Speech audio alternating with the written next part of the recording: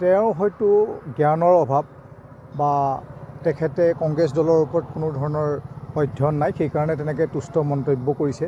তেখেতে এইটো কথা জনাৰ প্ৰয়োজন যে কংগ্ৰেছ দলৰ নেতৃত্বত ভাৰতবৰ্ষই স্বাধীনতা লাভ কৰিছিল আৰু তেতিয়াৰ পৰাই অবিৰামভাৱে কংগ্ৰেছ দলে দেশৰ কাৰণে ত্যাগ কৰি আহিছে, দেশৰ কাৰণে কাম কৰি আহিছে। গতিকে তেখেতৰ এনে তুষ্ট মন্তব্যই সমগ্ৰ অসমৰ আজি তোলপাৰ লগাইছে।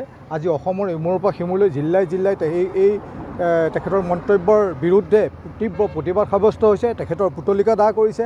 আমি যিহেতু এইখন গণতান্ত্ৰিক দেশ, আমি দাবী কৰিম যাতে তেখেতে কংগ্ৰেছ দলৰ ওচৰত ৰাজহুৱাভাৱে ক্ষমা বিচাৰক আৰু নহ'লে বা আমাৰ দলে নিশ্চয় আইনগত ব্যৱস্থা ল'ব।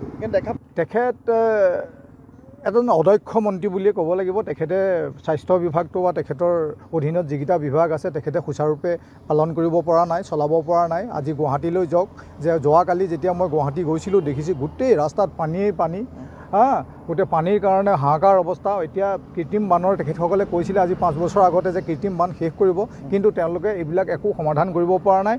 তাৰ উপৰি তেওঁলোকে কিছুমান এই অদৰকাৰী কথা কিছুমান তুচ্ছতাচ্ছ কৰি পেলাই স্বাস্থ্য বিভাগত তেওঁলোকে সম্পূৰ্ণৰূপে বিফল হৈছে। চাওক, আজি অসমত ইমূৰৰ পৰা সিমূৰলৈ বহুতকেইখন স্বাস্থ্য মেডিকেল কলেজ স্থাপন কৰিছে, কিন্তু তাত পৰ্যাপ্ত পৰিমাণৰ ডক্তৰ, নাৰ্ছ ইত্যাদি তেখেতসকলে আনিব পৰা নাই, তেখেতসকলে নিয়োগ কৰিব পৰা নাই। যিটো ঘটনা আজি দেখা পোৱা গ'ল কেইদিনমান আগত, হয়, যিটো কাৰণে আজি কেইদিনমানৰ আগতে গুৱাহাটীৰ এজন একেবাৰে সদ্য নৱজাত শিশু এটাৰ মৃত্যু পৰ্যন্ত হ'বলগীয়া হ'ল। গতিকে তেখেতে স্বাস্থ্য বিভাগটো হয় এৰি দিব লাগে, নহয় তেওঁ পূৰা মন্ত্ৰিত্বৰ পৰাই পদত্যাগ কৰিব লাগে। যিকোনো খবৰৰ বাবে যোগাযোগ কৰক 7099017330 লগতে 7099017110 নম্বৰত।